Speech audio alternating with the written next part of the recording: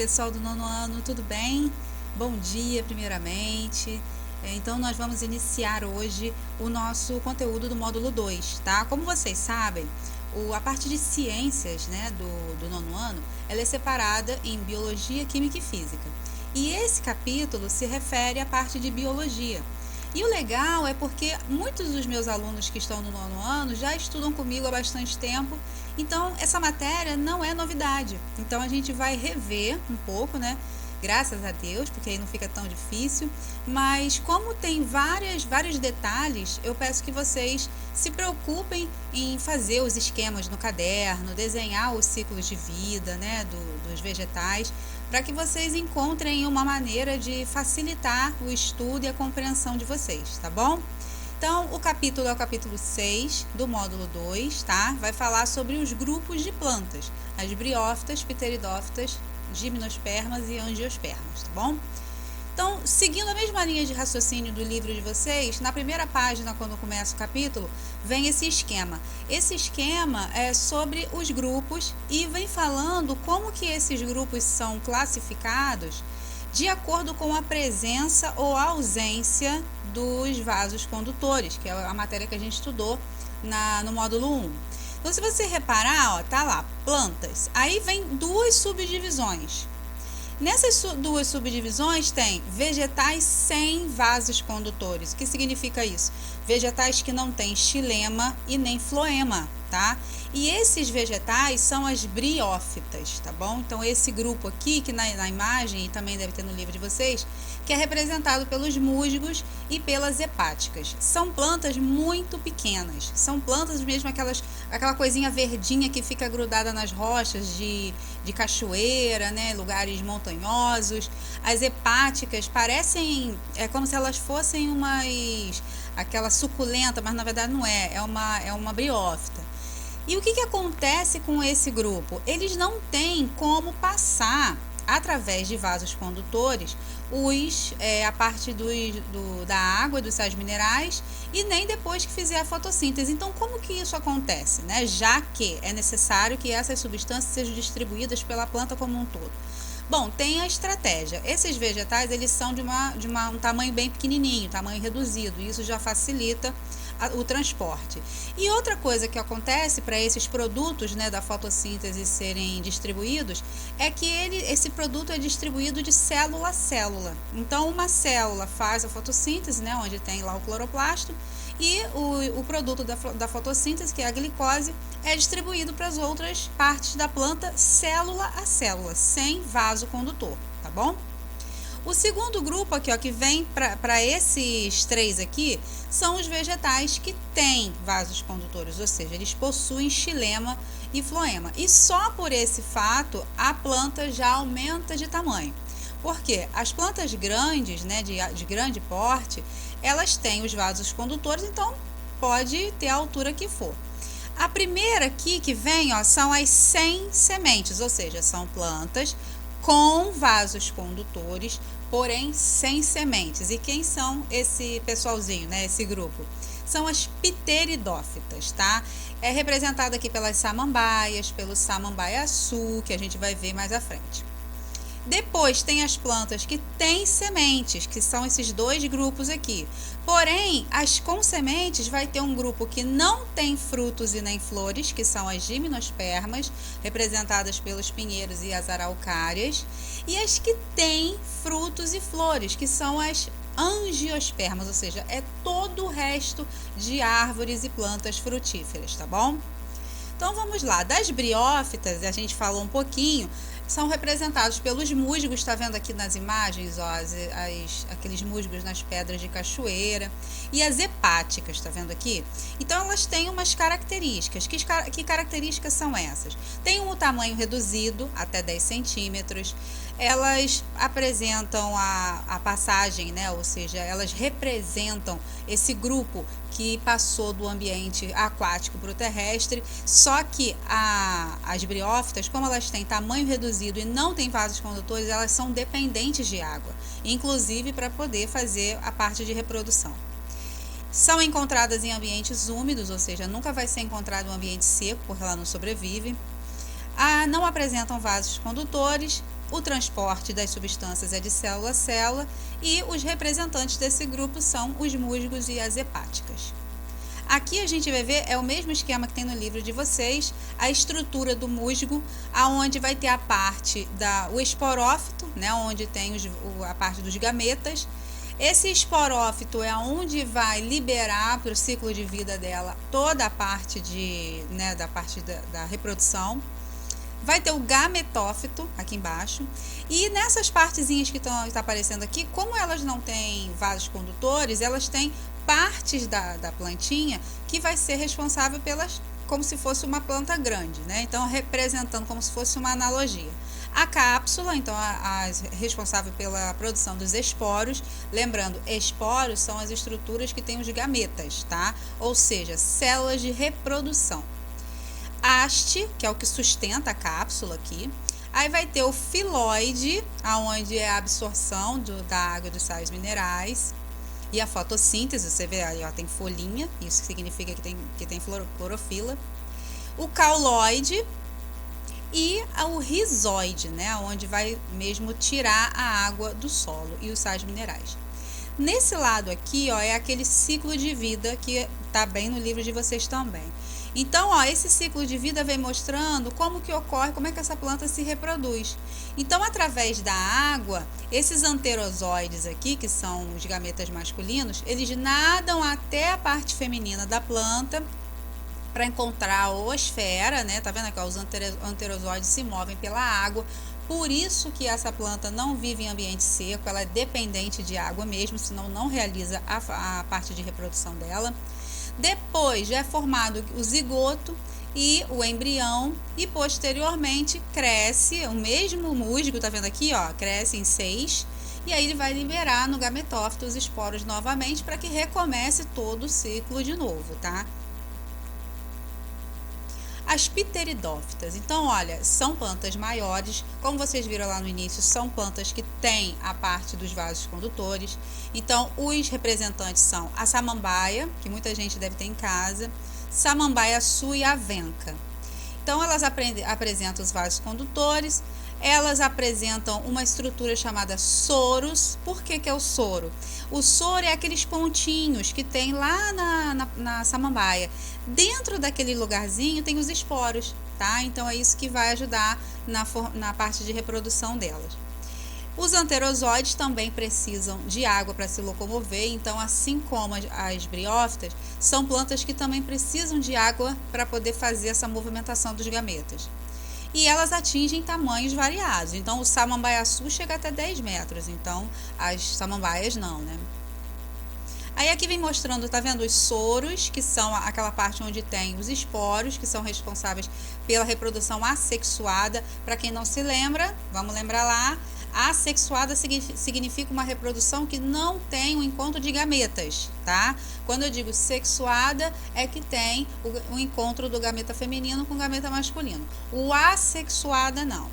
Então aqui, ó, vem mostrando o ciclo de vida da samambaia. É bem parecido com o da briófita, porque precisa da água, né, para os anterozoides se movimentarem até a oosfera da parte feminina dela, né? E aí depois vai formar o zigoto, vai formar o embrião, e aí depois vai formar novamente esses soros aqui para poder liberar. Então, essa planta, ela tanto pode ter a reprodução sexuada, quanto a assexuada também, ou seja, no lugarzinho que esse sorozinho cair, vai nascer uma nova plantinha. As gimnospermas. Então, as gimnospermas já aumentou bastante o tamanho aí, né? Então, podem chegar, assim, a 40 metros de altura. Você vê, lembra? Pinheiros são bem altos, araucárias. Essas araucárias aqui tem muito no Brasil, lá no sul, né? Paraná, Santa Catarina, que são a floresta de araucárias, né? Essa cica aqui, que é uma planta muito comum para jardinagem, para decorar jardim, né? Então, qual é a grande característica delas? Bom, elas vão ter sementes. E o que acontece com a semente é que elas vão ter o pólen. Agora a gente vai conhecer que o pólen é a parte masculina, né? Onde estão os gametas masculinos. E isso favorece, o fato de ter a semente, favorece muito a dispersão, que a gente vai falar muito de dispersão hoje. Por que dispersão? Porque a planta, ela tem competição, assim como os outros seres vivos, as plantas também competem. Competem com o quê? Com o solo, né? Ou seja, com os recursos, né? Recursos de água, de nutrientes, de espaço, então de luz, isso tudo as plantas podem competir. Então se a planta consegue ir para outros lugares através ou do vento, né? O vento pode levar, ou os outros animais, na hora que come a sementinha, leva para outro lugar, favorece a não competição, né? Então, com essa parte do pólen das sementes, essas sementinhas vão ser levadas para outros lugares e aí pode dispersar mais facilmente. Aqui vai ter o ciclo de vida, tá? Da araucária. Então, vem mostrando aqui, ó, grãos de pólen, contém os gametas masculinos. Aí vem esses nomezinhos, né? Que é interessante a gente falar, porque vai ser, isso no livro é falado toda hora, são os estróbilos. Então, tem os estróbilos masculinos e femininos. Nada mais é que uma parte da planta que faz, às vezes, de produção de gametas. Então, ó, aqui tem uma foto, no livro de vocês também tem, do estróbilo masculino, que vai produzir os gametas masculinos. Ou seja, essa parte da planta produz os gametas masculinos. E esse é o estróbilo feminino, que vai produzir os gametas femininos. E aqui vem o ciclo de vida da araucária, né? Então, esses estróbilos aqui, ó, os grãos de pólen, vão sair do estróbilo masculino e lá para o feminino, formar o zigoto, vai formar o óvulo. A diferença aqui é que só fica na semente, ela não tem fruto, né? E aí, quando essa semente cai no ambiente, né, os animaizinhos, os animais que forem, né, comer essa plantinha, vão levar ela para outro lugar e aí vai facilitar essa dispersão. E aonde essa semente cair, ela vai nascer uma planta, né, dessa espécie. Agora, os angiospermas, ou seja, são todas as plantas, todos os vegetais frutíferos ou não, né, no sentido assim a gente está acostumado a fruta aquelas que a gente come, mas a gente vai conhecer hoje que tem frutas que não são frutas, né, são pseudofrutos, então tem toda uma história em relação a isso. Frutos não comestíveis, né, então tem todo um conhecimento em torno disso aí, com essa questão de fruto, porque o fruto não foi bem feito para que a gente comesse. O fruto, na verdade, ele vai proteger a semente, e dentro da semente está o embrião, tá? Então, tudo é para proteger e nutrir o embrião, que é a nova plantinha que vai nascer em um determinado momento, tá? Então, como característica principal, elas têm vasos condutores, óbvio, né? Chega a tamanhos muito elevados, né? E apresentam tanto as sementes, quanto pólen, quanto frutos e flores. Então, vamos lá. Falando da flor, a gente vai reconhecer, porque a gente já viu isso em algum momento aí do estudo de vocês, normalmente vocês veem isso lá no 7º ano, que é as partes da flor, né? Então, primeiramente, a gente vai definir o que é gineceu e androceu, porque o gineceu é a parte feminina da flor, né? Então, ele tem um grupo que compõe. Por que é a parte feminina? Porque no final do gineceu vai ter o ovário, e esse ovário vai comportar o óvulo fecundado, entendeu? Para que essa planta possa se crescer, né, desenvolver, e aí depois ela vai dar origem a uma nova plantinha, beleza? Então, quando a gente vê as flores, né, a época de florescência, isso significa que aquela planta está se reproduzindo, tá bom? Então, vamos lá, ó. Parte feminina da flor, ela é composta pelo estigma, estilete, ovário e óvulo. Então, vamos lá. Estigma, tá vendo aqui? Achou? É esse tubo. Esse tubo é por ele que vai passar o pólen, que é a parte masculina, que são os gametas masculinos. Se essa planta tiver aqui dentro, passar por dentro do estigma o pólen, aqui dentro, olha aqui, ó, o óvulo e os ovários, tá vendo? Ó, ovários é tipo da mulher, né? São o órgão da planta que produz os óvulos. Esses óvulos aqui vão ser fecundados. E do momento que eles forem fecundados, vai gerar um embrião, tá bom? O androceu já é a parte masculina, que é a parte aqui, ó, do filete e da antera. Olha para cá, ó, filete é o cabinho. A antera é a pontinha, né, lá na frente. E essa antera aqui tem os grãos de pólen. O que costuma sempre acontecer? Os animais, né, como principalmente, né, as abelhas, algumas aves, fazem uso, né, se alimentam do néctar das flores ou desse pólen. E aí o que acontece? No biquinho fica sujo. E aí quando ela vai sugar o néctar, ela acaba fecundando a flor, tá?